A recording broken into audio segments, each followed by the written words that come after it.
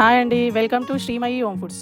ఈరోజు సకినాలు ఎలా తయారు చేయాలో చూద్దాం. ఇవి తెలంగాణ స్పెషల్ సకినాలు అండి. ఇవి పిల్లలు కూడా ఇష్టంగా తింటారు. క్రంచీగా బాగుంటాయి ఇవి.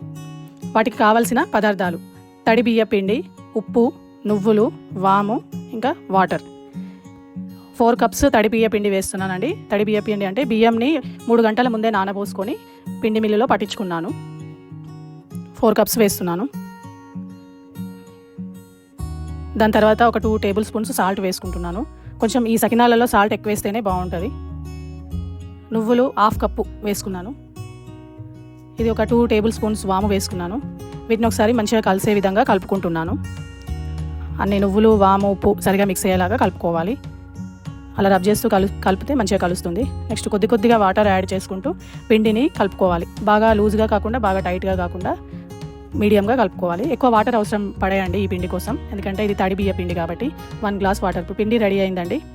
వీటిని ఒక చిన్న ముద్ద తీసుకొని సకినాలను ఇలా రౌండ్గా పోసుకోవాలి. ఇది చేతితో చుడితేనే బాగుంటాయండి. కొందరు పాల ప్యాకెట్ కవర్స్తో అట్లా ట్రై చేస్తారు, కానీ అంత క్రిస్పీగా రావు అలా చేస్తే. తర్వాత ఆయిల్ హీట్ చేసుకొని ఆయిల్కి సరిపడా ఎన్ని సకినాలు పడితే అన్ని సకినాలు ఇలా ఒక్కొక్కటి తీసుకొని వేసుకొని డీప్ ఫ్రై చేసుకోవాలి. టర్న్ చేస్తూ ఎంతో yummy and crunchy sakinalu ready అండి. Thank you.